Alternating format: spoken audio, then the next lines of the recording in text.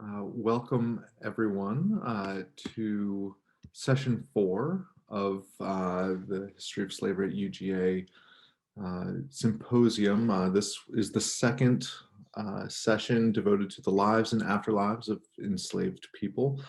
I'm really honored to be able to moderate this session. It's going to include 3 really fascinating papers. The first by Aubrey Newby called Without Their Consent, which is about the Alonzo Church, those enslaved by Alonzo Church and their descendants. We also have Glenn Eskew's paper, An Unconventional Student at Franklin College, Lucius Henry Holsey's Transformative Time in Athens, and Malcolm Wardlaw's paper, Societal Trust and Financial Market Participation, Evidence from the Freedman Savings Bank. Just to introduce these 3 panelists, W. Aubrey Newby is a returning senior at the University of Georgia, completing his bachelor's degree in history with a certificate in historic preservation. He recently completed 2 years of service as chair of the board of the 1859 Hay House in Macon, one of 2 historic properties owned by the Georgia Trust for Historic Preservation, which serves as a house museum and preservation laboratory.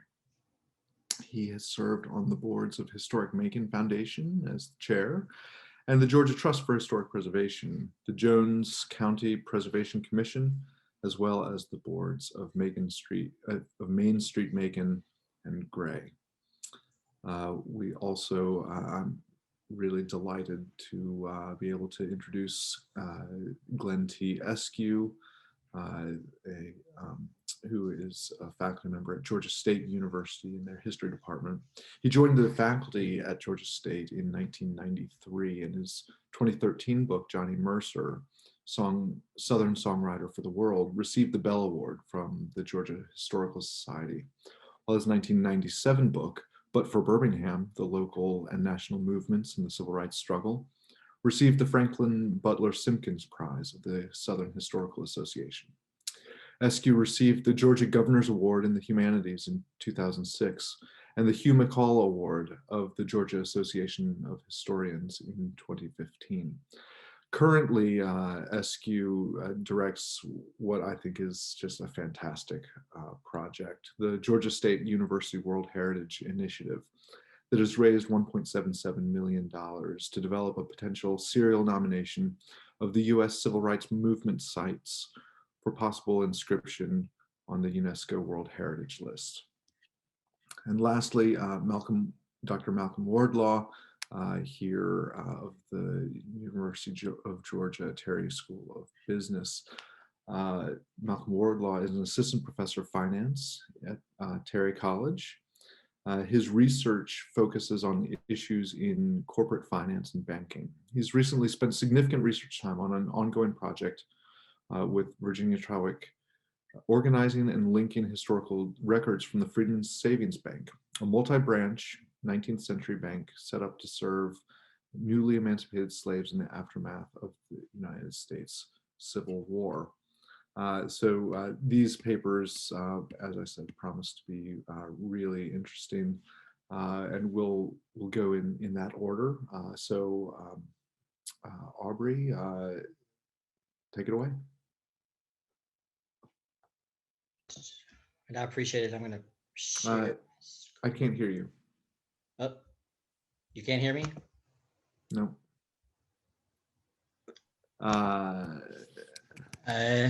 Yeah, I can. Sorry. You can. Okay.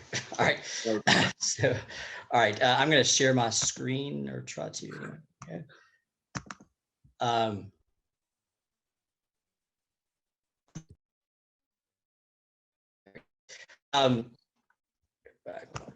Okay.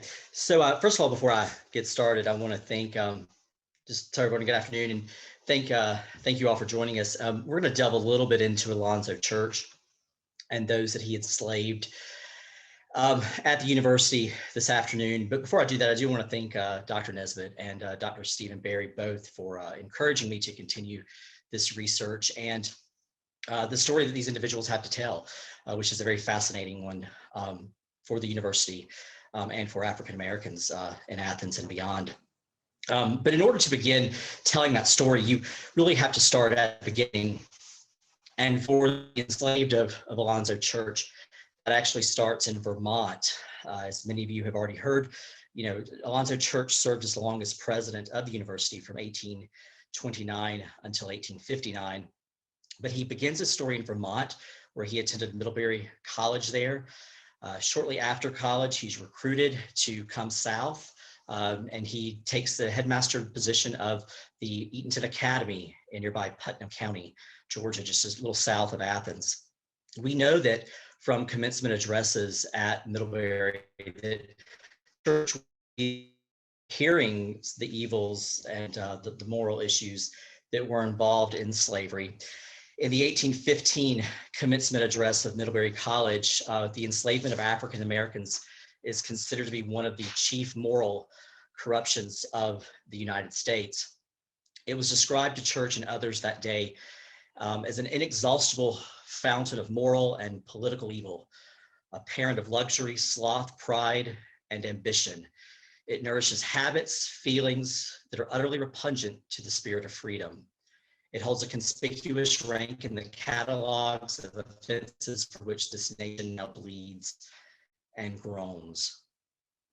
Church, however, leaves almost no records, either in correspondence or even really in university records. So we must rely largely on the official documents, those census records, the tax digest, and in the case of the university, we do have the Prudential Committee minutes as well that help us. And as we begin to study that information, that picture begins to tell us that church at least wasn't listening to the teachings that he had heard at Middlebury regarding the enslavement of African Americans. By December of 1817, about a year after church has arrived in Middle Georgia, Putnam County, he marries Sarah Tripp, who is the daughter of a Putnam County planter and a slave owner. And it's generally assumed at that point that that marriage is when church becomes the owner of his first two enslaved individuals. We know that because we know that in 1817, he's recorded as having no enslaved individuals in the Putnam County tax records. For the next 40 years, the only records that we have are going to be in census records and tax records.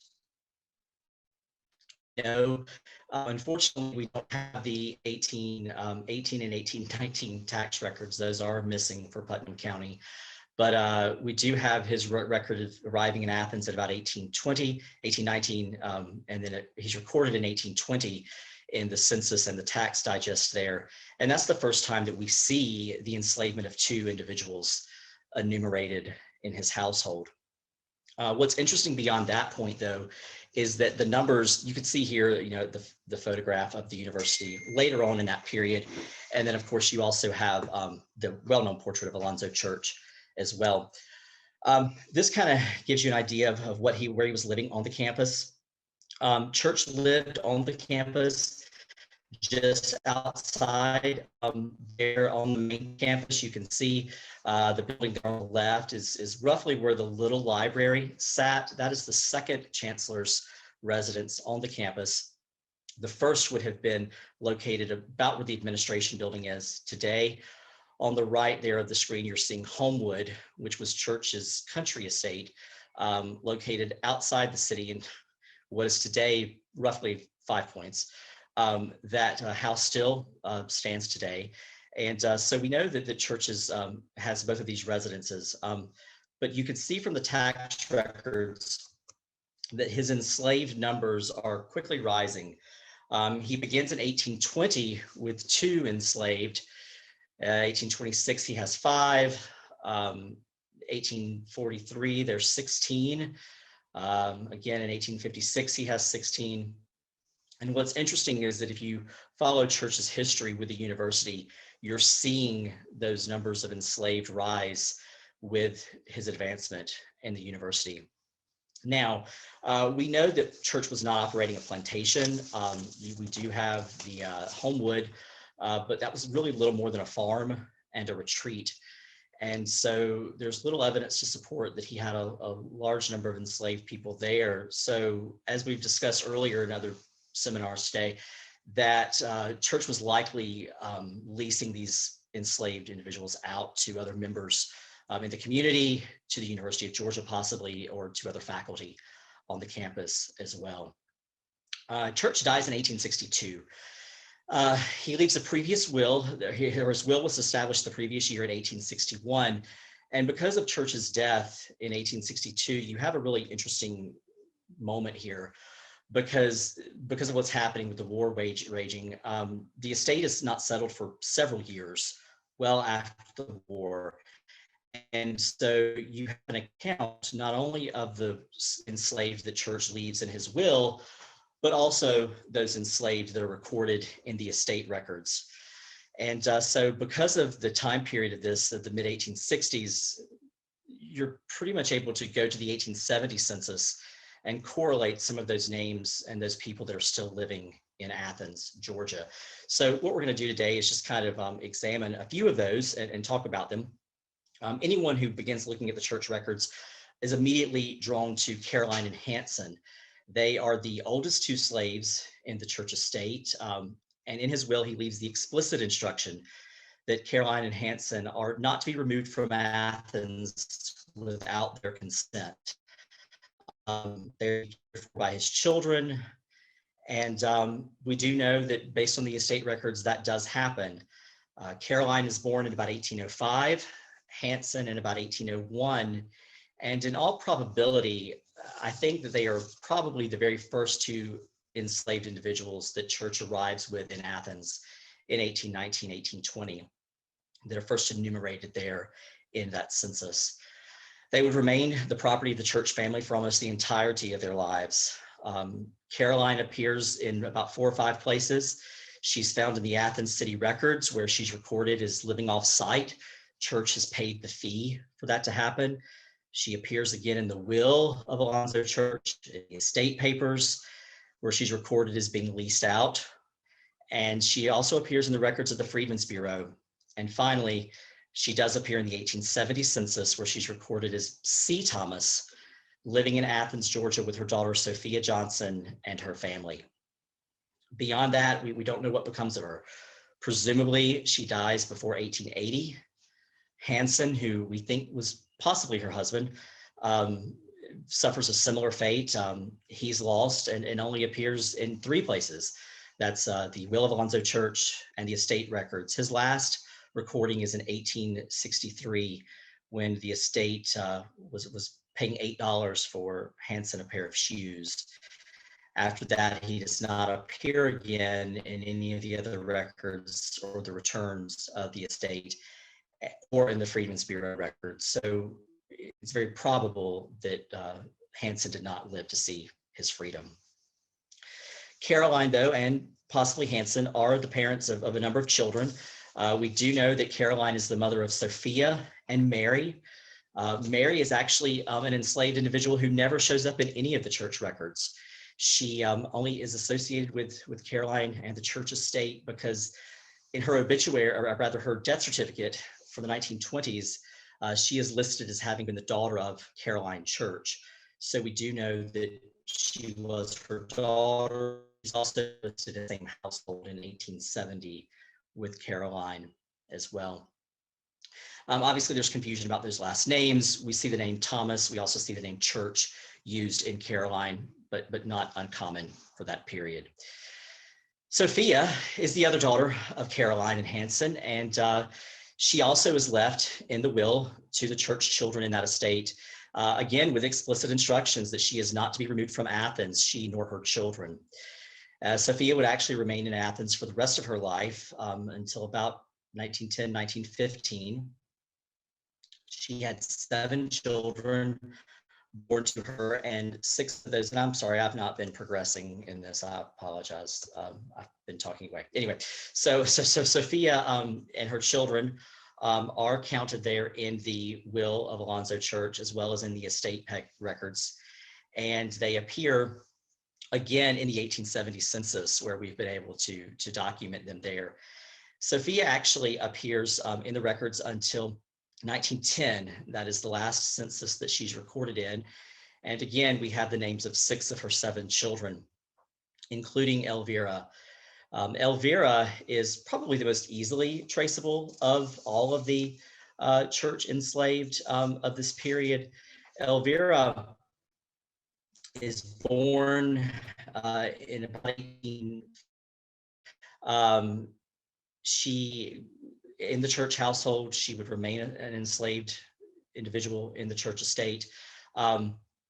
And she marries shortly after emancipation to Ross Richardson. Some of you may recognize that name. Ross is actually the brother of Alfred Richardson, who, as I'm sure many of you know, becomes the first African-American state representative during Reconstruction, or one of the first. We don't know when Ross and Elvira, well, we know that we don't know when Ross and Elvira both pass away, but we do know that by 1900 they are deceased. And their children are living with their grandmother Sophia in Athens on Reese Street. One of those grandchildren in that household is Cornelius Richardson. Cornelius is born in Athens in 1886. He's the son of Elvira, who was the 10-year-old enslaved girl listed in Alonzo Church's will. Cornelius, like almost all of the church families enslaved, or the enslaved families that church owned, would flee Athens at a relatively early age. By 1920, they are almost entirely gone from the city. Cornelius moves to Washington, D.C. He attends Howard University Law School there, graduates, and later moves to Indiana. It's in Indiana that he becomes the first African-American attorney in the state, and he later becomes one of the first African-American judges there as well. There you see a photograph of Cornelius Richardson. There's a school there in Indiana that still bears his name. Cornelius's brothers and sisters would also flee Athens. After their grandmother's death in about 1920, they are moving away. They're living in Atlantic City, New Jersey, where one of them would establish a church there. Some of the other siblings go on to Washington, D.C., where they would live for the remainder of their life. One of the interesting things here is that in talking with those Richardson descendants, they actually didn't know anything about their family history. I was fortunate enough to be able to talk with them a few weeks ago and recount these stories. They had no knowledge other than that their grandfather had been born in Athens, and but had no idea that his mother had been an enslaved woman, or that there was any connection at all to the University of Georgia. So very exciting to be able to connect those families to their stories. The one last individual that I'm going to talk about, and there's so many of them, but this one is a particular interest, and I think you all will enjoy. Louisa is born in about 1822. She dies after 1880. She is only recorded in 2 places in the church records. Number one, she appears in a letter dated May the 16th of 1859. Church's daughter, Elizabeth Craig Robb, is writing to her own daughter, Sally Craig, and she says to her, "Mama Lou is doing much better than she has been." Obviously, that affectionate name establishes some sort of relationship, at least with the family. She appears again in the will, where she has left to Church's daughter, Ann Whitner. We do believe that she goes on to live at the Whitner estate. That would have been the Whitner plantation over in Anderson, South Carolina. Louisa also comes with the instruction that that only her interest is to be used. So she's not to be sold, which could possibly be an interpretation that Church is making an effort to at least keep the family somewhat intact, but he does separate her from the rest of the family in Athens. Fast forward about 20 years, and in 1880, you suddenly have a Lou Ramsey who appears in Athens. She's living on Nesbit Street with Ella and Matt Davis. Now, some of you know them. Matt Davis becomes the first African-American representative from Athens, the other one during Reconstruction. Ella is his wife. Lou's relationship is not established in that record with the head of household. And so she doesn't appear again until 1925. In the city of Chicago, when Ella Davis dies, the undertaker's recording the information. on the death certificate, and he records that Ella Davis is the daughter of Lou Ramsey and John Church.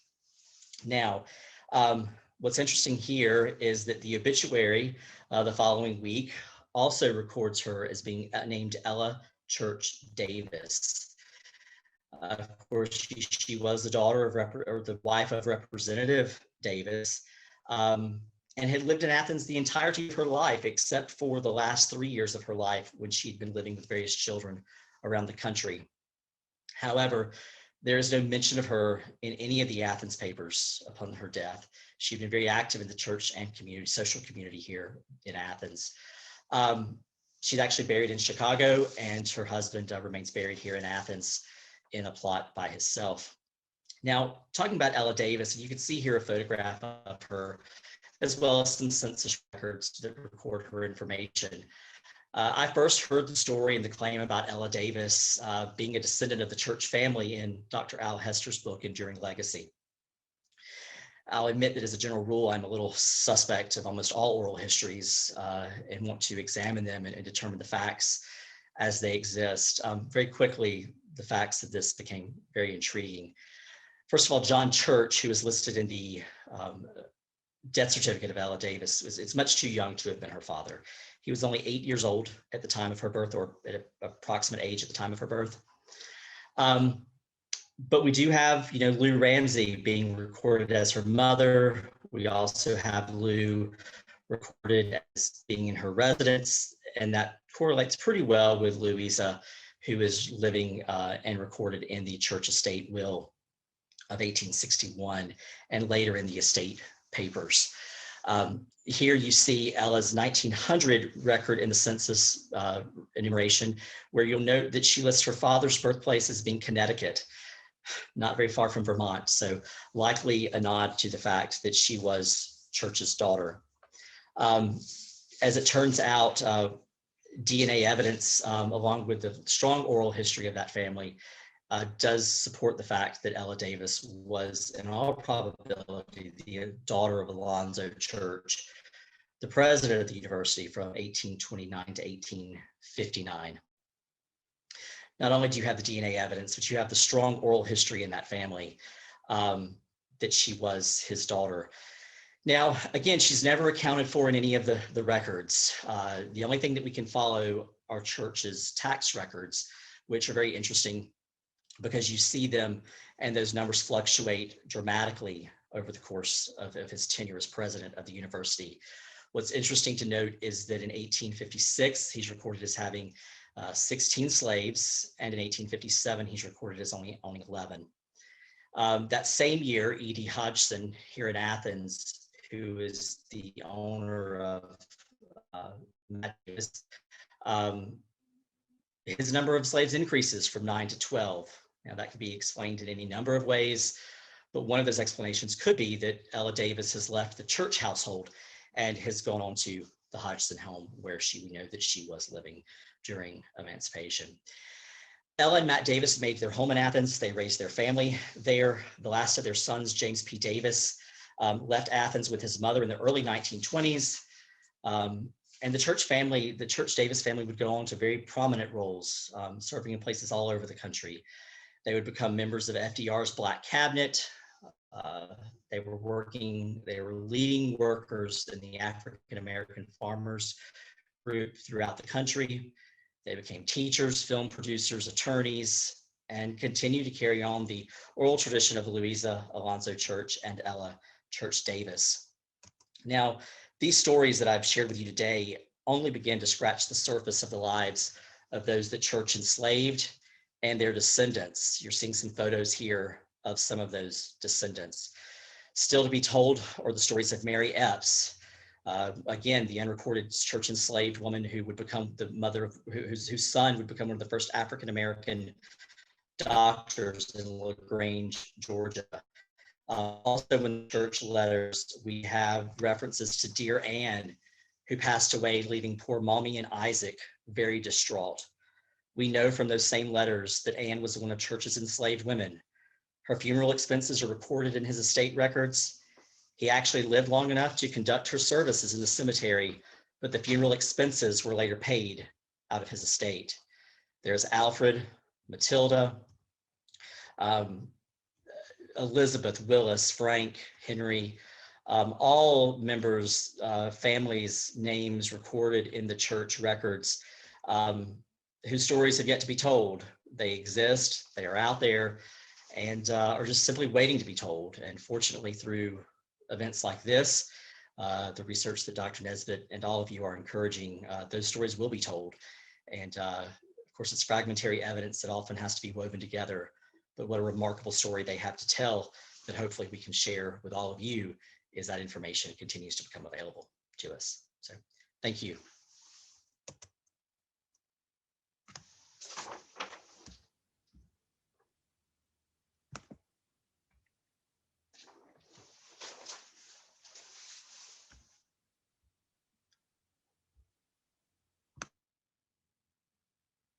Good afternoon. Can everyone see the screen? The fortuitous turn of events that brought the enslaved 15-year-old Lucius Henry Holsey to Franklin College in 1858 provided the ambitious youth with opportunities other enslaved Athenians lacked. During the time, his enslaver, Colonel Richard Malcolm Johnston, held the post of professor of belles lettres and lived with his family in faculty housing behind Old College. Holsey gained an education, found religion, and embarked on a path that led him to become one of the nation's foremost African-American church leaders. In 1899, Holsey published his autobiography, sermons, addresses, and essays, which included a 16-page first-person narrative that provides a rare glimpse into the life of an African-American who managed to rise above the oppressive and uncertain circumstances of slavery to emerge after emancipation as a self-educated leader of the race. The mixed-race descendant of a white family prominent in state politics made Holsey atypical of other slaves, with his freckled, light-skinned complexion, blue-gray eyes, straight red hair, and acknowledged kinship ties. Yet he understood his status as Johnston's chattel property, explaining in his autobiography, quote, "As an important part of his effects, I was carried along with him and his family as carriage driver, house servant, and gardener. Once in an academic setting, these domestic chores took a different turn, for being in the cosmopolitan classic city afforded agency missing from Middle Georgia. Like other teenage boys who arrived in antebellum Athens, and notwithstanding the utter limitations of bondage, the 4 years Holsey spent on campus changed him forever." The autobiography opens, quote, "I was born in Georgia near Columbus in 1842, and at that time was the slave of James Holsey, who was also my father," end quote.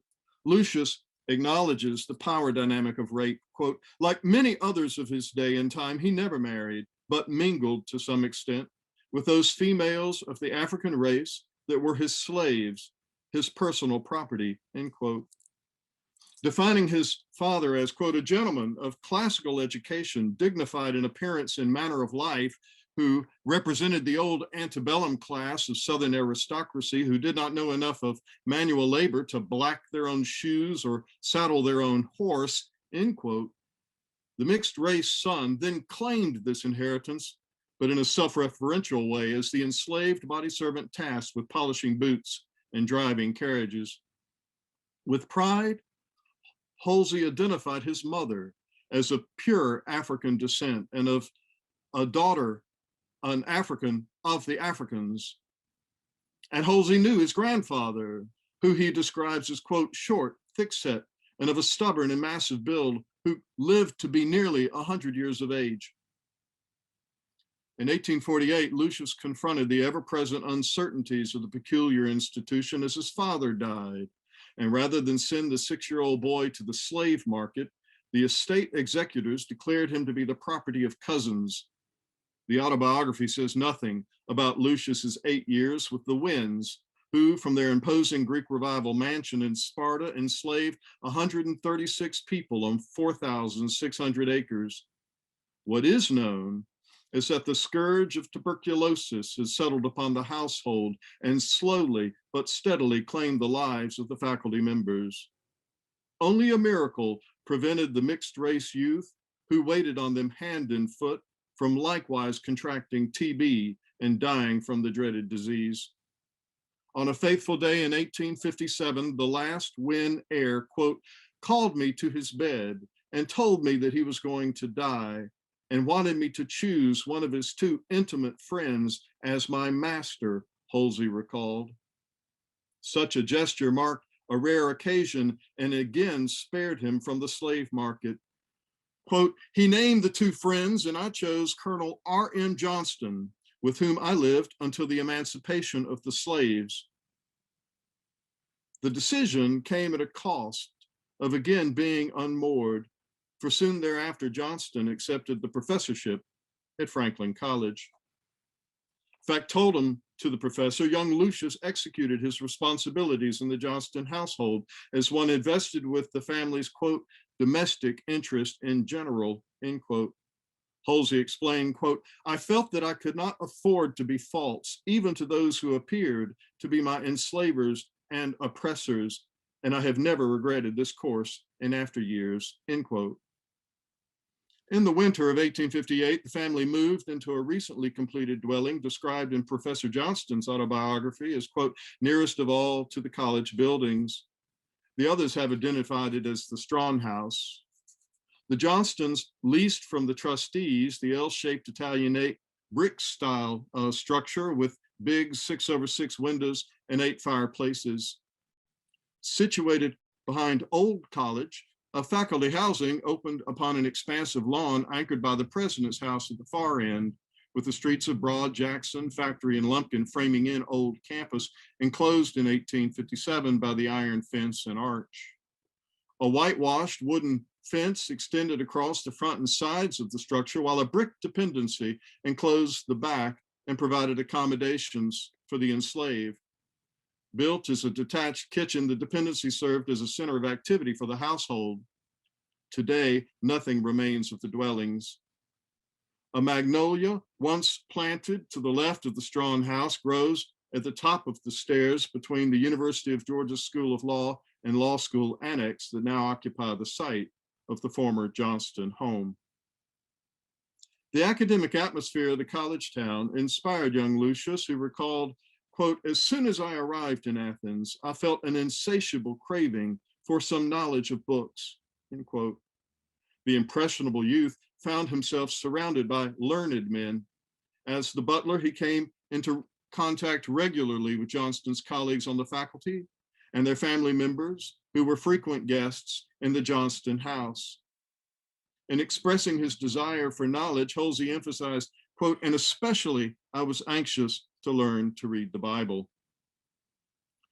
Hardly had the African Americans settled into his new life when town convulsed with religious revival. While street corner evangelism on a spring college campus might seem commonplace today, the aspect of the Second Great Awakening that shook Athens in April of 1858 was like none other, being, quote, the most intense and severe revival which ever spread over Athens, according to the university historian, who noted the school was at the very center of the disturbance. The teenager experienced the religious fervor and all its emotional glory. Church leaders from all 4 of the South's major Protestant denominations, the Baptists, Methodists, Presbyterians, and Low Church Episcopalians, took turns preaching to the excited crowds of students, faculty, and townspeople. They held lengthy services 2 and 3 times a day, not just in their houses of worship, but also every day at noon on campus in the chapel and in the halls of Demosthenian and Phi Kappa literary societies. After 5 weeks, the Methodists claimed 90 white converts, with 50 for the Presbyterians, 41 for the Baptists, 11 for the Episcopalians, while more than 100 Black people joined too. The evangelical message cut across race and class for the white enslaver, T.R.R. Cobb, and the colored enslaved, Lucius Holsey, counted among the saved. During the spring 1858 revival, the Parks pastored Athens Methodist and convened the gatherings. To facilitate growth, the denomination sent the exhorter, Henry McNeil Turner, a free Black man born in South Carolina, to Athens to proselytize to the enslaved.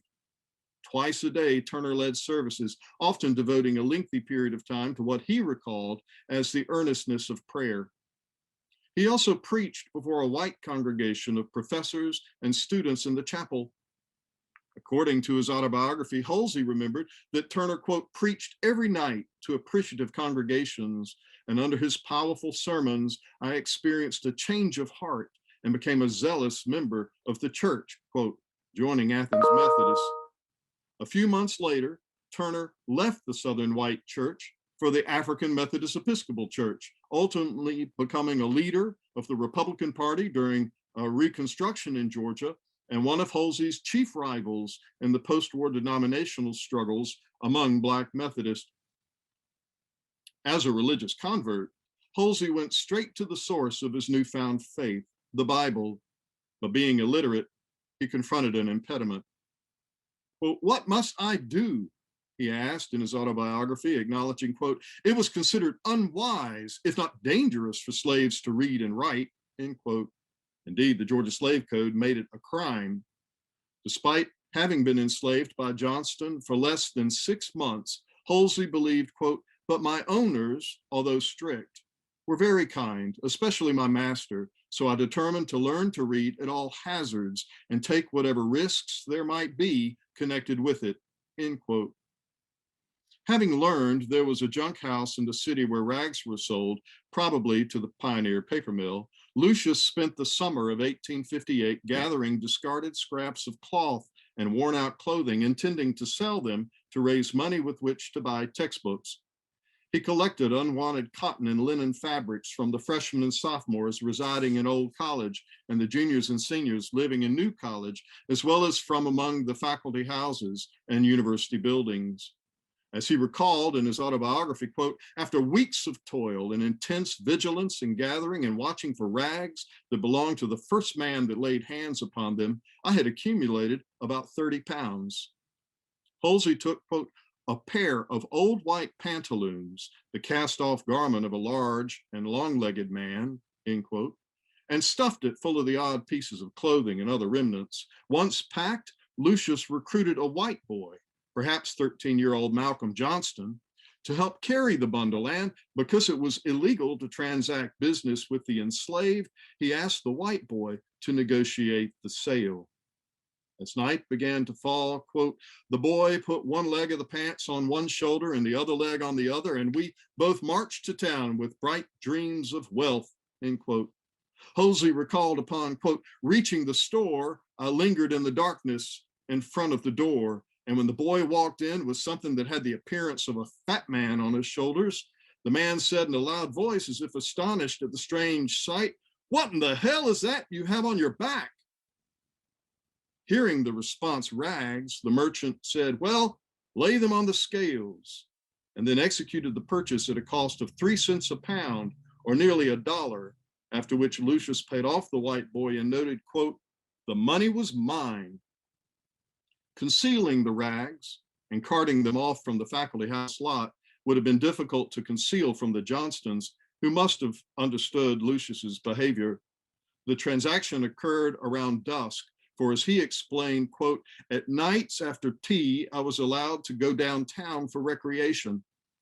Lucius completed his transaction just before the town bell rang curfew for the enslaved, returning to campus on city streets lit by the artificial glow of new gas lamps.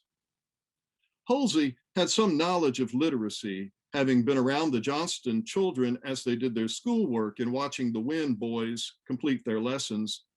As Holsey explains, quote, the white children and an old colored man taught me the alphabet, end quote.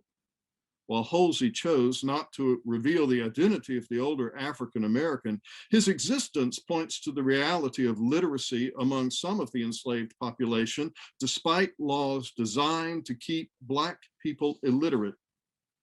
Susan Castle told the Federal Writers Project about literate African-Americans on her enslaver, T.R.R. Cobb's plantation, and she identified Aunt Vic as one who could read the Bible. In Athens, Holsey said he met, quote, several colored people in town that could spell to Baker. Perhaps these enslaved people recommended to young Lucius where to buy books, which ones, how to use them. For clearly someone suggested a pedagogy he followed. And again, he broke the law. With this money, I bought books, he proudly said. I purchased at one time 2 Webster Blueback Spellers, a Common School Dictionary, Milton's Paradise Lost, and a Bible. The ingenious manner by which Holsey taught himself to read also reflects the exceptional environment in which he found himself. Quote, day by day, I took a leaf from one of the 2 spelling books and so folded it that 1 or 2 of the lessons were on the outside as if printed on a card. This I put in the pocket of my vest or coat, and when I was sitting on the carriage, walking the yard or streets, or using hoe or spade, or in the dining room, I would take out my spelling leaf, catch a word, and commit it to memory, end quote. After a while, quote, when one side of the spelling leaf was finished by this process, I would refold it again with a new lesson on the outside, end quote. Even with the folded page, the size of his palm, the way Holsey described pulling it out to review over the span of the day across all kinds of labor would have made it nigh impossible to hide this behavior from his enslavers. In the evenings, Holsey resumed his lessons once he retired to the sleeping pallet he created with bedding beside the hearth, which might have been in the smaller room of the detached kitchen out back. Holsey recalled, quote, when night came, I went to my little room, and with chips of fat pine, I would kindle a little blaze in the fireplace and turn my head toward it while lying flat on my back so as to get the most of the light on the leaves of the book. Thus, lying on the floor with pine knots at hand and my blankets around me, I reviewed the lessons of the day from the unmaimed book, end quote. As he proudly explained in his autobiography, quote, by these means, I learned to read and write a little in 6 months. Likewise, Holsey had a creative use for the Common School Dictionary. As the gatekeeper to the Johnston household, he met the many guests who regularly visited the family. These included not just faculty and family, but those among the most prominent who found themselves on campus, including the state's leading politicians. Ever at duty, Holsey ushered the guests into the household, and Lucius listened. As he explained, quote, I would catch words from the white people and retain them in memory until I could get to my dictionary. Then I would spell and define the words until they became perfectly impressed upon my memory. Other frequent guests included undergraduates. As Johnston recalled in his autobiography, his wife Fanny, quote, began the habit of inviting the students in more or less number to tea, and afterwards they smoked with me in the library. Perhaps when the students retired to the library, Holsey went with them to wait in service, but also to listen as the professor conducted his informal seminars with his academic subjects. The injustice Holsey bemoaned, I was a slave and could not attend school, he creatively countered by becoming an unconventional student at Franklin College. Following South Carolina's secession, Johnston recalled that Athens bore witness, quote, witness of the universal joy for disunion with a torchlight parade of citizens and militiamen who processed through town as homeowners, quote, illuminated their houses by placing lights in every window. As Johnston recalled, quote, nothing could induce me to join in a public manifestation of delight on occasion so solemn and, in my opinion, destined to lead to misfortune, end quote. The professor ordered Lucius to extinguish the lamps in his faculty rental as the household greeted the celebration in silent darkness. Incoming Chancellor Andrew W. Lipscomb convinced Johnston to remain on the faculty through 1861, after which the professor resigned, returned to Sparta with his family and Holsey, and opened a school called Rockby. In 1867, Johnston closed Rockby and moved to Baltimore, where he ultimately joined the faculty at Johns Hopkins University. Back in Hancock County, the 20-year-old Lucius had fallen in love with an enslaved 15-year-old woman of Black and white ancestry named Harriet A. Turner. She had grown up on the adjoining plantation called Sunshine, owned by George Foster Pierce, Georgia's Methodist bishop. Harriet might have been the mixed-race daughter of Pierce. The association with Pierce proved beneficial to Holsey, who felt a call to preach. During Reconstruction, he assisted the white bishop in setting up the separate Colored Methodist Episcopal Church in 1869. Following his ordination by Pierce in 1873, Holsey became the CME Church's fourth and most important bishop. Having spent his professional life advocating equality by promoting a paternalistic interracial cooperation through collaboration between the Southern White Methodist Church and the colored one he headed, the fruit of which stands today as Payne College in Augusta, Holsey watched with horror as racial extremism took hold at the turn of the century during what historian Rayford Logan described as the nadir for African Americans. Feeling betrayed as the third tier of the old colored aristocracy melted into a monolithic Black mass, Holsey renounced white America and called for the creation of a separate Black state out west. Today, in what used to be Lucius Henry Holsey's beautiful backyard garden on Auburn Avenue in Atlanta, where the unconventional student at Franklin College maintained a strawberry patch his granddaughter recalled with relish, rests the crypt containing the bodies of the Reverend Dr. Martin Luther King and Mrs. Coretta Scott King. Thank you.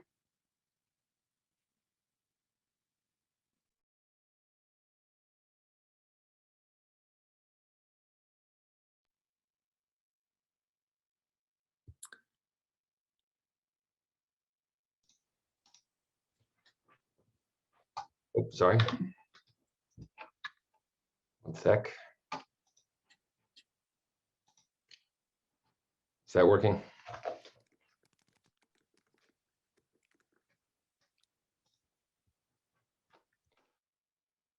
All right.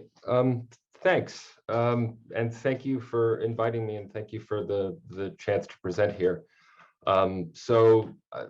This is perhaps a little bit different. My background is in finance, and my research area primarily concerns universal issues in banking and corporate finance. So I feel a little bit like the odd man out sometimes. But I'm honored to be given a chance to speak here and to hopefully lend something to the discussion.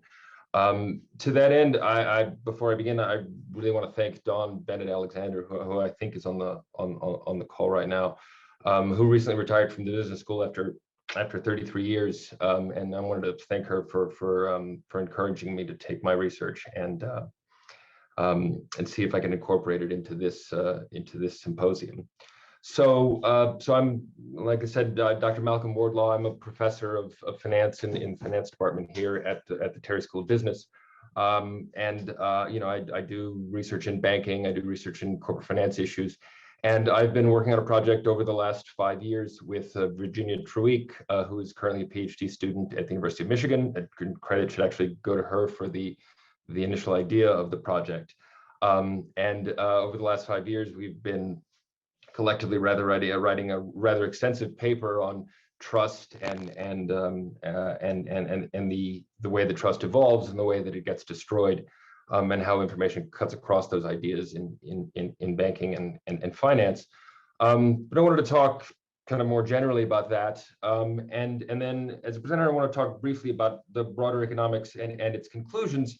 And then I want to actually tie this into Athens specifically. So we've taken a lot of these records and actually tried to look at those individuals who were members of the bank who are from the Athens area, which is actually quite a large number of them, and to trace them back to their lives here. So just a quick overview of what this project was about. The Freedman's Bank and Trust was a private government. It was a private bank that was chartered in the United States by the U.S. government, but it was privately chartered to receive deposits by or on behalf of persons held in slavery in the United States or their descendants. So it was a bank with a philanthropic mission. It was a deliberate policy to try and integrate former slaves into the banking system and in the hopes of promoting savings and promoting the way in which financial investments in this country occur, and therefore furthering the goal of taking this broad class of people who had been enslaved and integrating them into the U.S. economy. At its height, the bank had over 30 branches and over 70,000 accounts across the eastern United States, including 150 accounts held by people from Athens, Georgia. So just as a brief overview of the timeline, the bank was chartered almost immediately after the end of the Civil War on March 3rd, 1865. And this was a period of large-scale upheaval during the immediate aftermath of the Civil War. A lot of socio-political changes, a lot of events of pretty significant racial violence. And during all of this time, there was, again, this project to try and bring people who had previously been excluded in their entirety into the banking system more generally. The bank lasted all the way through the Panic of 1873.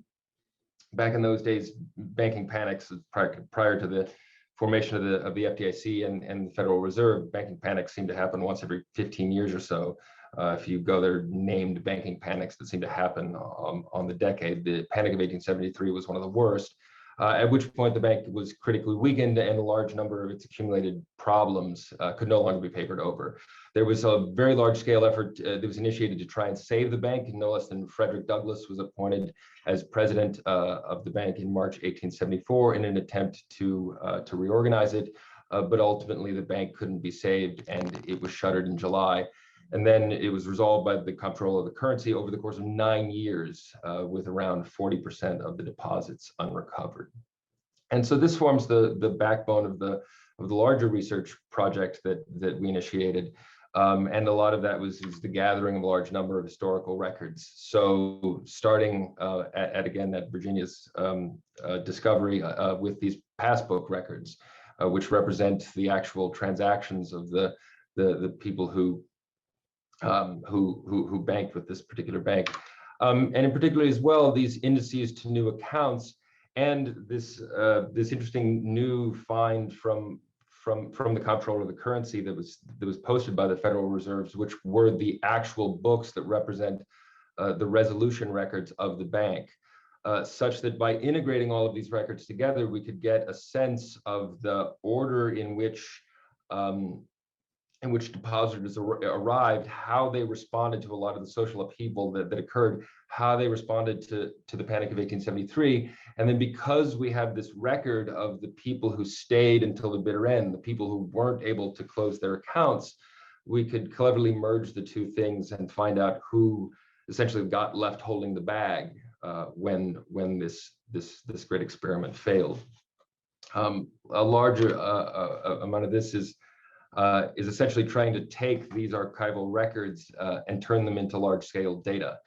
It's been a very long and very sort of arduous process. I actually had to solve a somewhat interesting computer science problem in order to properly establish the record sequencing. But it was a nice bridge, I think, between these historical records, which actually are quite detailed, to actually look at them and think more deeply about what they say about broad economic issues. And so all of these people are from Athens in one way or another.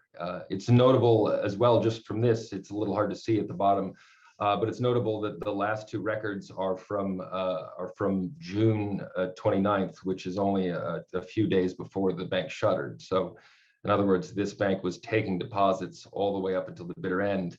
And these deposits, of course, were at least partially destroyed when the bank failed. I just want to give a brief overview of the kind of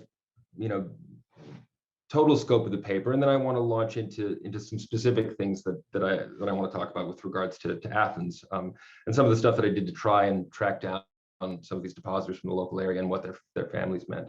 But more generally, we look at this idea of racial violence and its chilling effect that it has in suppressing Black minorities from greater financial participation. And then this converse effect that happens when there are unexpected successes in political representation, where the first Black governor of any state in the Union, which actually occurred in Louisiana in the early 1870s, caused a great excitement and an increase in trust in the financial system. And what you have is a system in which citizens with stronger local ties were more likely to weather the financial panic, at least in the beginning, to keep deposits around. But this resiliency was a double-edged sword, such that when the bank collapsed, these more resilient communities were more likely to get stuck and to lose money when the bank finally collapsed. One of the most striking results that we found, when we created these record merges, was actually that there was a small minority, about 10 to 12% of the depositors who were white depositors, who were simply attracted by the bank's fairly generous interest policy. And it turns out that white depositors were almost twice as likely to escape the bank as black depositors. And when you walk through the historical records, it's not necessarily a matter of malice. It's simply a matter of the fact that the white depositors had seen this before, that this was an era, like I said, in which you had a banking panic every 15 years. And so if you were a white depositor, you were more informed than the newly freed slaves who didn't see it coming.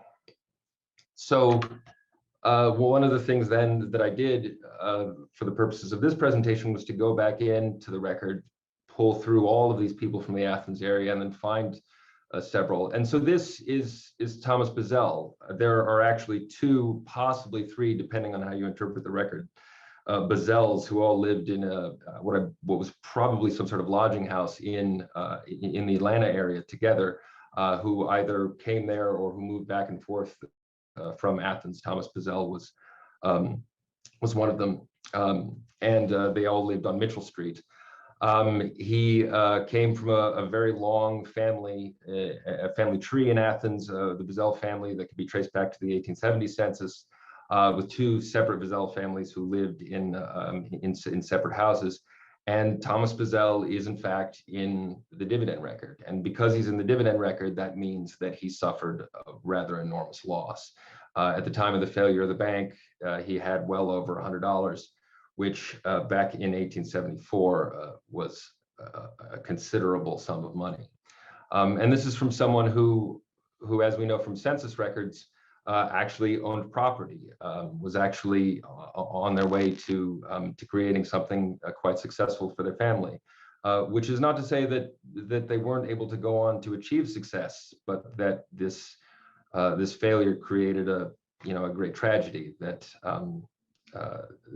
made things continually difficult.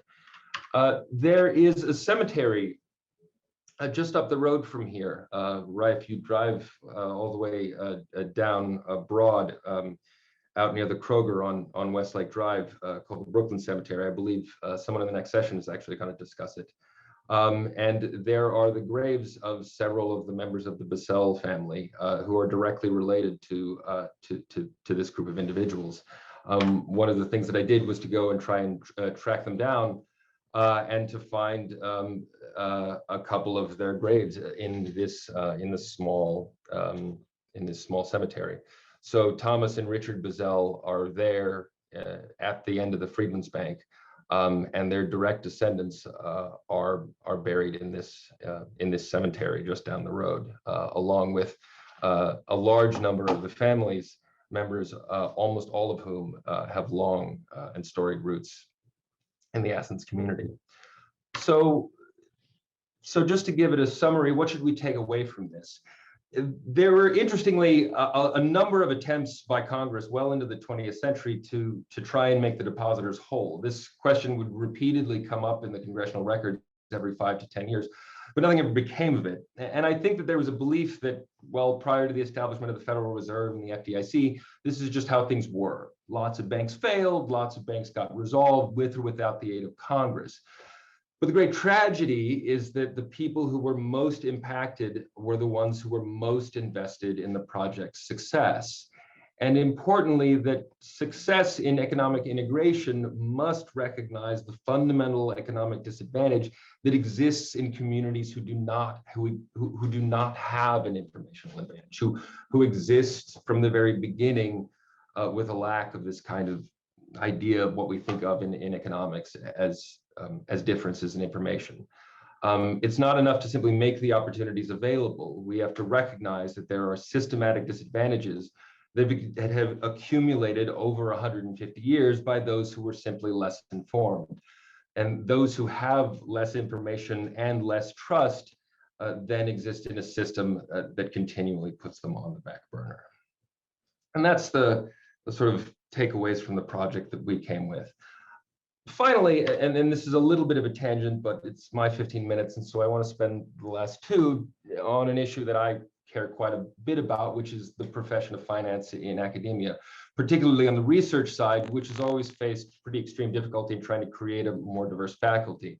And the desire to expand faculty is not just lip service. I think there's a genuine belief that a more diverse set of opinions produces better research. But the primary problem, and there are a number, but the primary problem is that there are so few minorities that enter the PhD pipeline so that they don't then emerge as potential job market candidates. There are a lot of reasons for this, but one of them is simply that academia is a bit of an insular profession. And going along with this theme of information, there are huge swaths of the population that simply don't know that these options are available to them. My PhD cohort of 5 students at the University of Texas contained 3 whose fathers were professors. I only found out about the profession because I had an undergraduate professor who took a personal interest in me. The PhD project, which I've been affiliated with off and on, was started about 25 years ago to try and encourage minorities to get PhDs in the business field. It's had some notable successes, particularly in accounting, in part because there are stronger ties between the practice of accounting, where African Americans working at accounting firms have been encouraged to complete PhDs, including Michael Clement, Dr. Michael Clement at my alma mater, and former UGA professor Mark Dawkins. There's been notably less success in finance, in part because the pathways into finance usually flow more directly through academia, even if there's a broader lack of awareness of what a finance PhD even is. The math requirements are quite high, but the people who have successfully completed linear algebra and differential equations quite understandably are reluctant to pursue lucrative careers in engineering and or actuarial sciences. And I'm always a bit loath to try and steal students away from careers in science and engineering. But if you care about finance, and try to argue that you should, if you're interested in the research, there are opportunities as part of the profession that really does want you. And so I'll end it there. Thanks.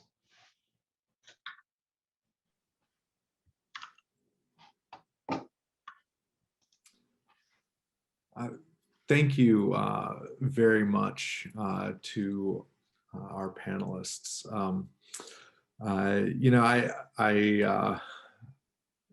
I think I want to take the liberty of stretching our time just a little bit as moderator. We have now 12 minutes before the next panel starts.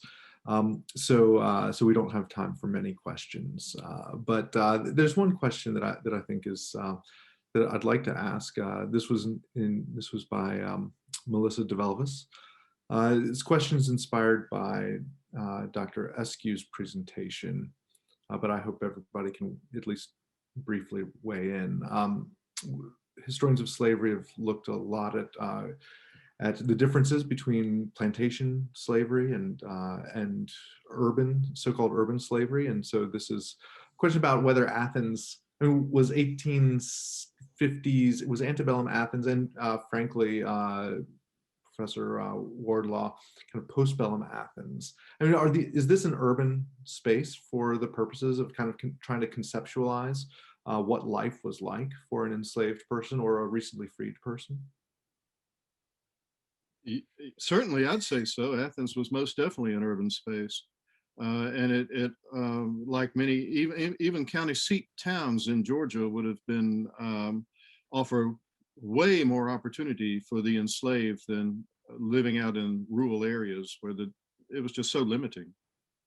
Right, right. And Professor Wardlaw, this idea of urbanity, does that make a difference, do you think, for Freedman's bank deposits? It does. And this is sort of part of what you see as well, that this you know, that the act of integration, the act of economic integration requires trust.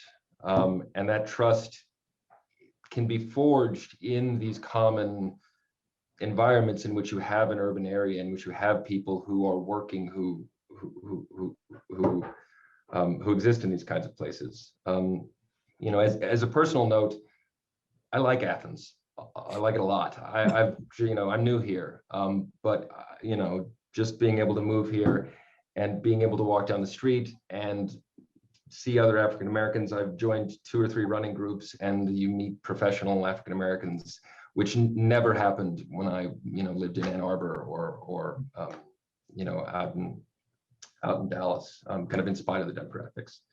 And I think that speaks to the idea that it's a smaller college town, but that doesn't mean that it's not an urban center in that respect. Yeah, thank you both. And Aubrey, do you have anything to add on this question of urban spaces? I mean, do you see the ways in which the people that you looked at, does it make a difference that they lived in a town versus kind of out in the countryside? And you're muted, I think, still. So yeah, I mean, I think that with church and you have Homewood happening there as well, with church, which, as I mentioned earlier, was kind of his country estate. So for him specifically, you had them living on the campus and then being leased out to people, which I think they weren't participating in the plantation environment, but obviously we're still doing the work of the people there. So Right. Different, but not different. Okay. Well, you know, thank you all. These were really, really interesting papers. I wish that we had more time to continue talking about them. I'm especially invigorated by the idea of the connections that you guys, each in your own way, were able to make, whether it's with between disparate data sets, between kind of antebellum and postbellum life, you know, or between kind of different areas of genealogical work. So anyway, I thought it was a great pleasure for me to be able to learn about all of this information. Thank you. Thanks so much, Scott. And for those of you who are about to join us next, we're going to take a 7-minute break before beginning the next session, session 5. Which will feature 2 papers about memorialization here at the University of Georgia and in Athens. Thank you.